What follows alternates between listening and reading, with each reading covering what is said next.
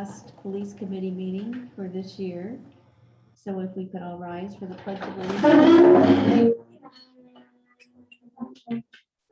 I pledge Allegiance to the flag of the United States of America and to the republic for which it stands, one nation, under God, indivisible, with liberty and justice for all. It's good to see everyone. I was just saying how quickly our summer went. We're into the end of October already. Oh my gosh. Everyone received a copy of the minutes, I'm assuming. So if I could have a motion, So moved. please. Second. All in favor? Aye. No, staying since I was not there. You, that's right. Bobby, did you second? Yes. Bobby did. Okay, passed. We're missing trustee Kinsella. Mhm. Our old business, it looks like everything progressed nicely with all these fall events. Chief, you had your plate full, I know, and but heard nothing but great things. And you had a lot going on. That's good. It apparently went really smooth once again this year. So that's great. Yeah, yeah. And the Halloween to- Wicked Wood, the Halloween to Wicked come. Woods, yeah, Yeah. absolutely. Went very well. Is there any other old business? Well, then we'll move on to new business. Anything? Pretty quiet. Well, then, Chief, No news is good news. no news is good news, right? We'll have your report, Okay, please. not too much this time around. I do have some numbers, like I always try to promise to bring numbers, but calls for service. Our arrests as of the end of September for this year are almost in line with where they were last year. Or I'm sorry, last year, 2020, around the same time frame. So we had, 309 arrests in 2009 at this time, and we're at 304. So that doesn't say too much because you still have to consider COVID. During COVID, of course, our arrests were way down, as were our calls for service. So I anticipate that our overall arrests by the end of the year will be much greater than they were last year, unless we stop arresting people for the next remainder of the year, which I don't think that's going to happen. And then dispatch complaints, that's basically all complaints we dispatched to, those were down as well, again, compared to 2020 at this time. So, and I attribute that mostly to traffic. Every time we stop a car, do a traffic enforcement event, we pull a number, we call it, right? It's a department report number. That number accounts for an activity, which as it should. And we've been, because we've been down so many officers, and because really of COVID and really coming out of COVID, we've had a lot less traffic enforcement, which is not great. But again, like everybody else in the world, I think we're coming out of this COVID phase, and with people not having, been employed for so long and other variables, our traffic enforcement just hasn't been there. Plus, we did lose an officer that transferred recently to a neighboring agency, and she was very aggressive with traffic, and her numbers alone, I think, have a good impact on that. So I think our normal calls outside of traffic are right in line where they were last year. Or the year prior, or certainly the 5-year average, but our traffic numbers are definitely down. So not something I'm proud of, but it is what it is.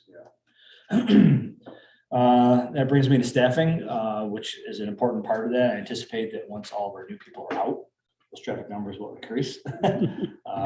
And speaking of which, the 2 officers that we had in the Broome County Police Academy, they've been out, they're doing very, very well in their field training. In fact, they have their official sort of family-oriented graduation from the academy this Friday, which I'll be attending with the command staff. So that'll be a nice ceremony.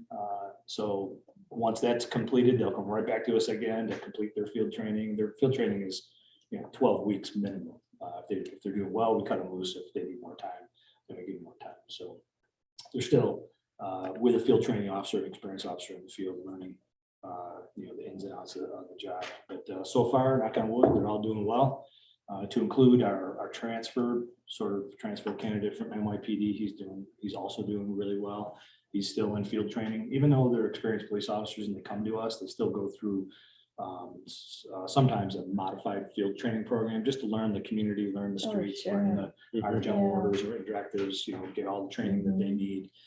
Because we want to make sure that these people are highly successful when they're on their own. So he's doing really well. Now, he came from the New York Police.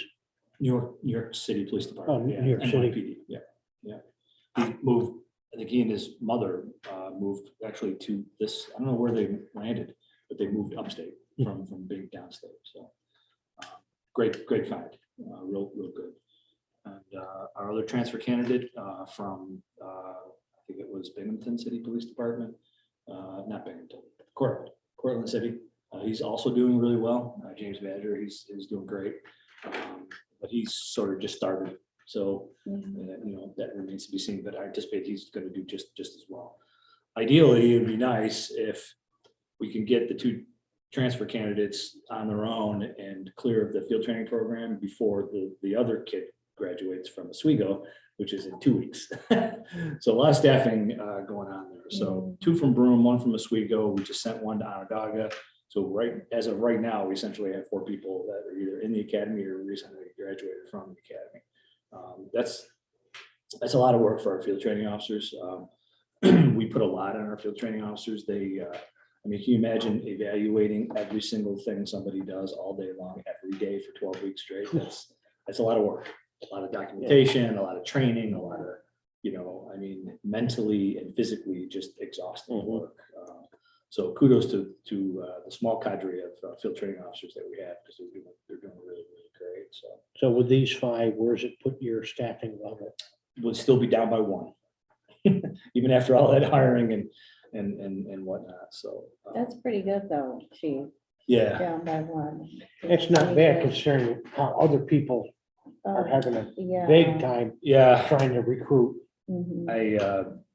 We finally met with our chiefs, Onondaga Chiefs Association last week, and I'm hearing the same thing from other chiefs in this county, that they're having a really, really hard time finding qualified people to fill those vacancies. Everybody has vacancies, so I'm just glad that the last one that we're sending to the academy is actually a local academy, so I don't have to worry about commuting to either Broome County or Oswego. Oswego's not, a terrible commute, but still it's nice to have those local academies that are available. So thank you to the sheriff for allowing us at least 1 slot in that academy. So Well, some of these states now are offering pretty significant bonuses too to come into other states. Governor of So- Florida just announced the other day, I 5,000. guess, a $5,000 bonus for any transfer candidate from out of state.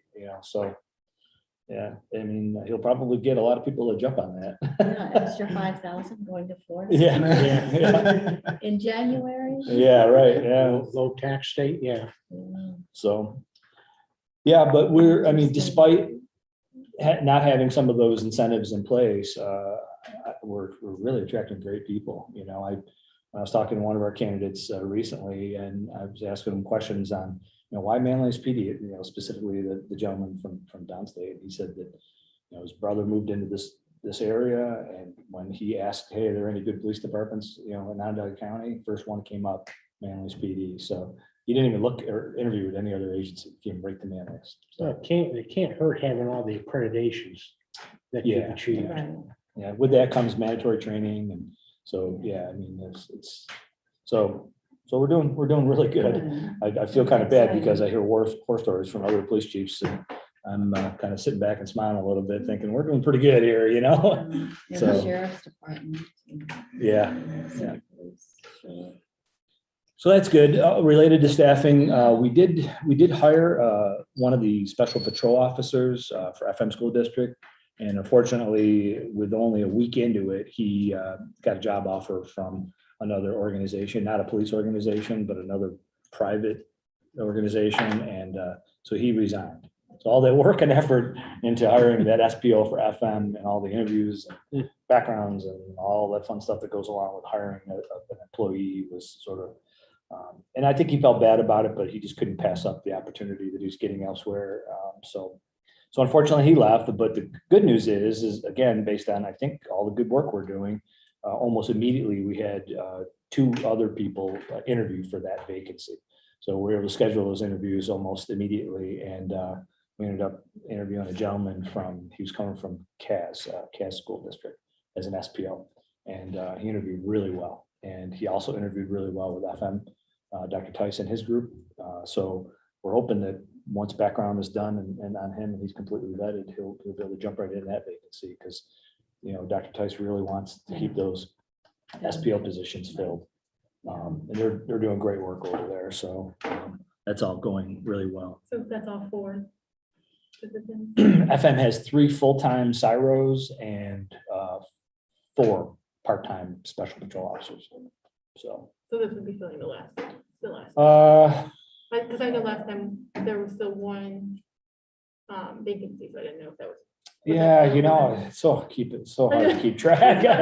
I'm not sure if we're at 3 or 3 or 4. 4, okay. I probably should know that. I'm sorry. No, it's okay. It might be 2, because we were down 2, because he had 4 approved in the budget, and Yeah. then that immediately went down to 2. Yeah. So we hired 2, and then his budget was approved and went to 4 again. And then we hired the 1 kid, and then we Yeah. lost the 1 kid. So I'm not So sure it if might that's be 3 or 4. 4. I think it might be a 4. So Okay. if we hire this other one, it'll be 4, because yes, it will be, because George Hack, which is the number 3 guy, if you will, another great not transfer, but SPOs are former police officers, that come with all that experience. And George Hack is the one we hired recently as an SPO. So then this one that I was referring to on the interview process, that would be number 4. So Dr. Tice seems to be very happy. They're doing great work in the schools. So we just somewhat completed a draft in-service training program for 2022. We try to select our topics and dates and all that a year in advance, or somewhat the year prior anyways, so that we can get that training schedule published and out to our employees, so it's not a surprise to them on when we're going to train, as far as times and topics and dates. And plus it gives our instructors time to build on those lesson plans. So our draft 2022 in-service training schedule is complete. We have to tweak it just a little bit, but that's good, because now we have all of our training planned, and we're gearing up for that for the coming year. That our training committee puts that together, so that was great. 2 weeks ago, I traveled down to Albany as part of my position with state chiefs on the Board of Governors, and that was a very great, really good meeting. It's interesting because I represent Zone 7, which is one of 10 zones all throughout the state. And all the issues that chiefs are dealing with throughout the state of New York are pretty much the same. And some of the things that we discussed that we're gearing up for is the new less is more legislation. I don't know did I mention that last time? Less is more is No, I don't think you did. new legislative effort out of Albany, where basically persons that are on parole can no longer be sanctioned for what they call it, infraction complaints. Infraction complaints include, being intoxicated, not reporting to the police, moving without reporting their address. Some of the restrictions. Hey, Dan. There he is. Some of the restrictions that normally one would be on while they're on parole. Or I'm sorry, parole. We're thinking it's going to come to probation, but right now it's at parole. So less is more basically says if they come out of parole more quickly if for good behavior, and they can't be violated for minor infractions. I'm not sure. I don't think it's going to have a huge impact on Tom Manlius, but it's something that we're trying to figure out how we're going to work around. I reached out to our local parole official. I tried to get her part of our group, our county group, so we can stay, constant communication. I think she's got her hands full, so I wasn't able to get her in, but I'm going to continue trying. Another thing we're dealing with is the new legislative change on hypodermics. The governor signed into law effective immediately that it is no longer illegal to have a hypodermic needle in your possession, any quantity. So we had to put out a training bulletin on that because not only is it no longer illegal to have a hypodermic needle, but they changed the definition of what is a hypodermic needle. It used to be considered a drug paraphernalia, which would lead to other things, for like police officers looking for controlled substances. Typically, people use hypodermics to inject controlled substances, unless it's a medical thing. So that changed a lot of what we do.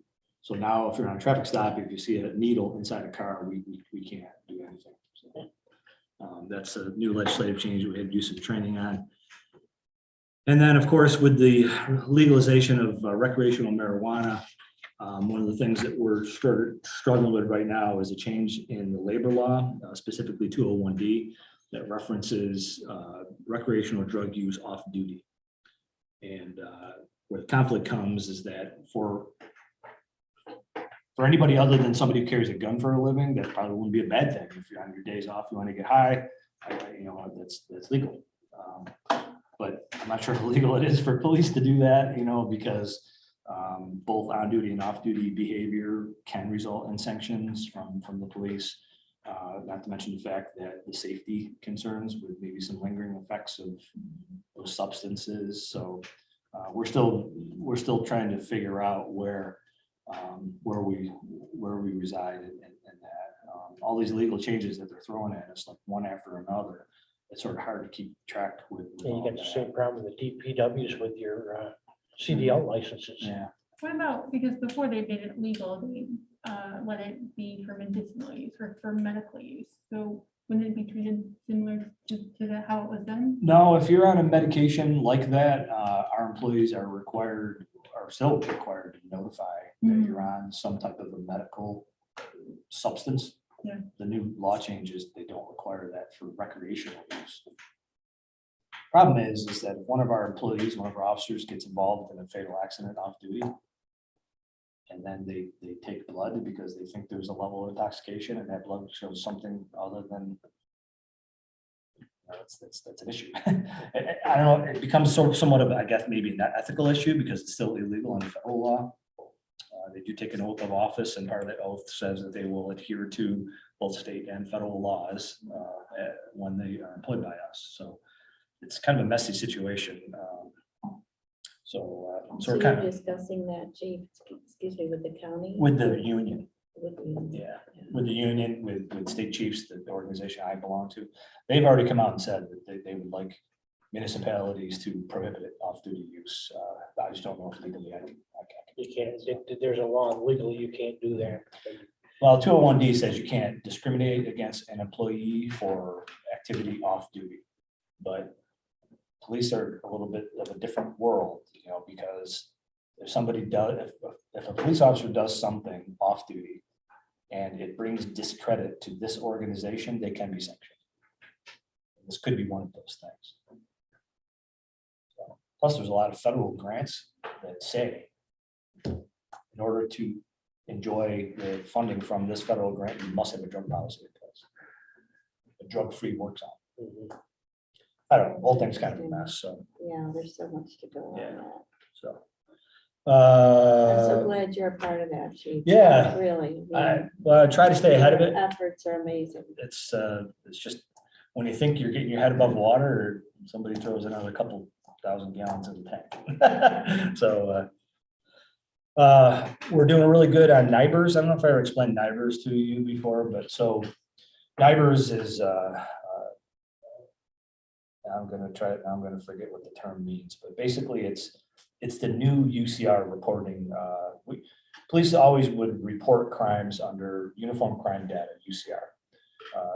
Just about the whole country, except for the Northeast, has now gone to a new reporting mechanism that was driven through FBI called NIBRS, and is supposed to be UCR data on steroids. So it gives a lot more information to agencies on the types of crime they're dealing with, trends in their area, victimization, all this additional data.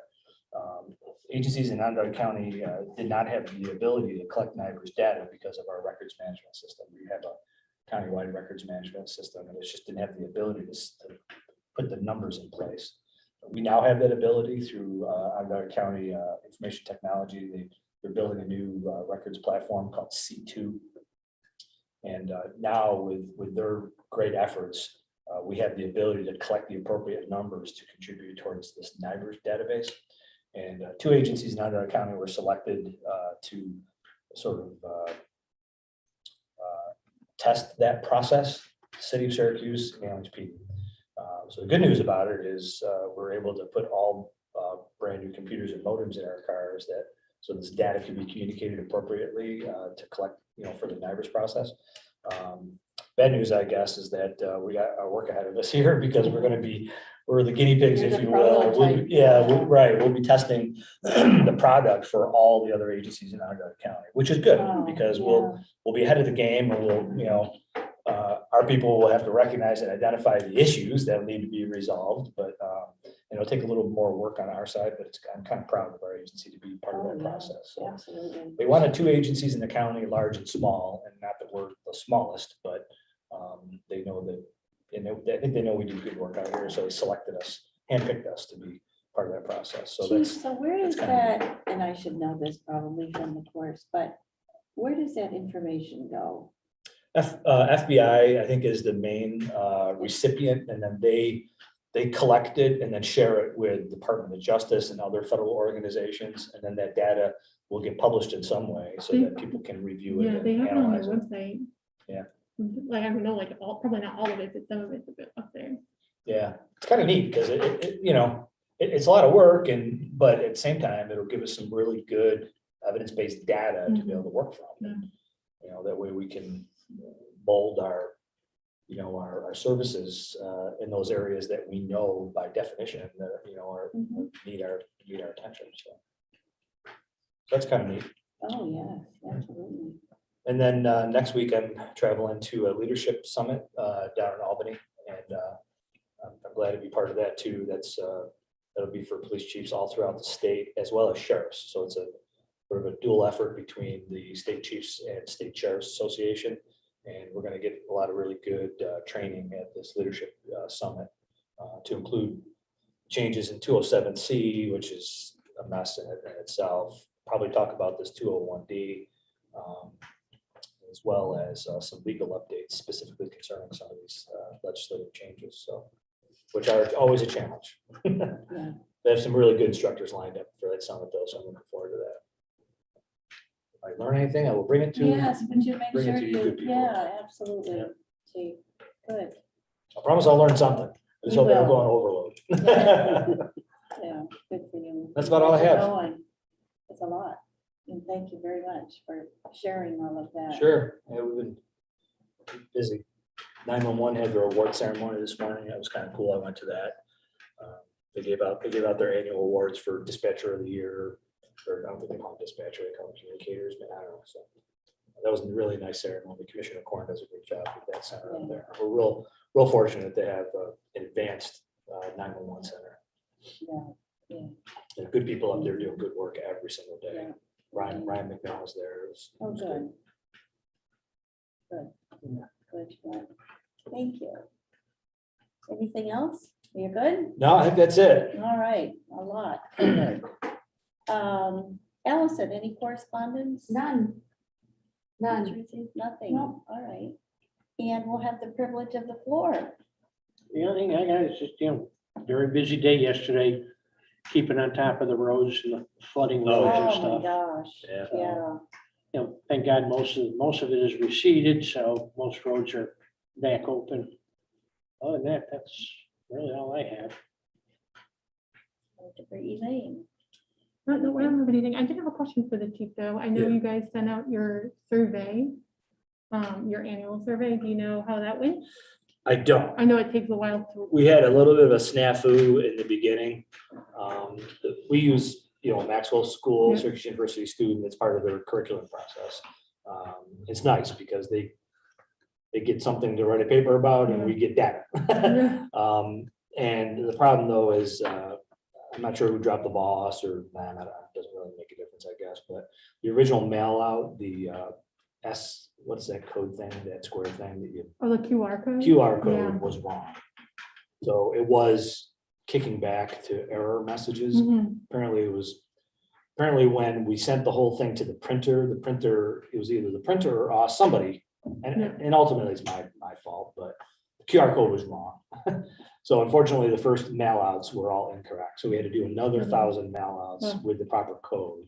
And then the deadline, it was right up on the deadline to get the data in, because the student needs to get the data so that he or she can complete the project, In the during the, semester. yeah. Yeah.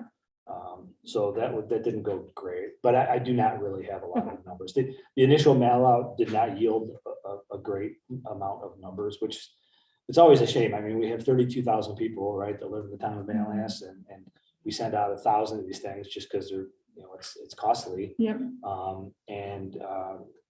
Our percentage on return is very low. Okay. So you don't really get great data, but but whatever data I get, I will share once it's compiled. Great. Usually we get a report. I haven't seen a report yet. Anything else? We're good? Mr. Kinsella. Sorry, I was late. welcome. Just came back from Virginia. I'm glad I you may made have it. been. Good. No, just that the police chief probably knows we're gonna start culling with the deer again, so. And they keep doing for him, so. And, all the other things that I'm sure that all the other council people and trustees get, speeding, stop signs.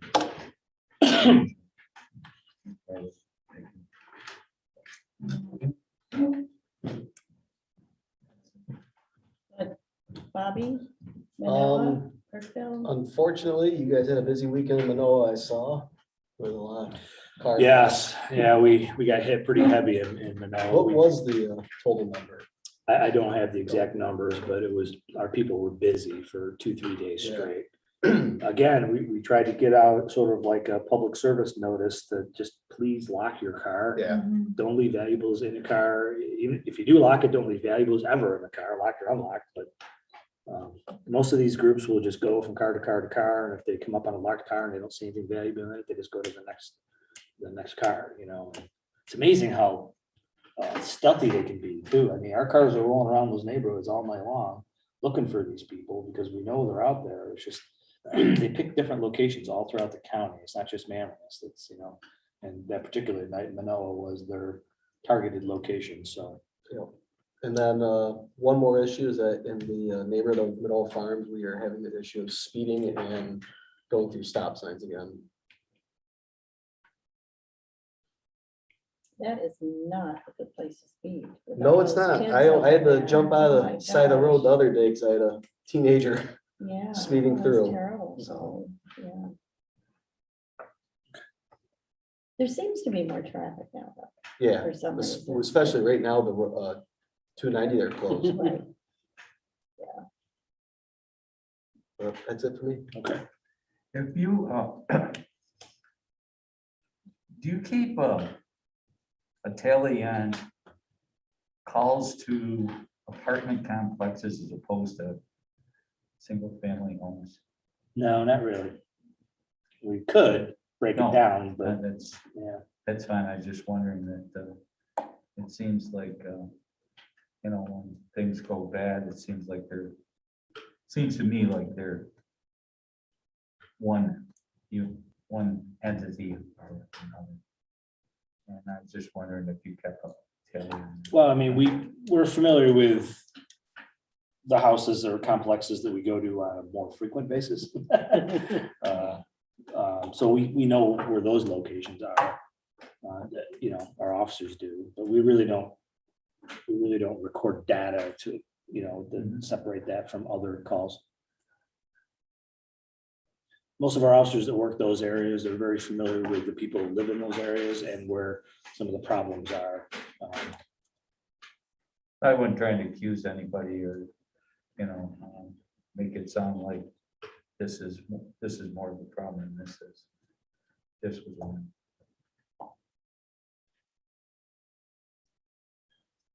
Anything else? Then we will have a motion to adjourn until the next meeting in December, which is,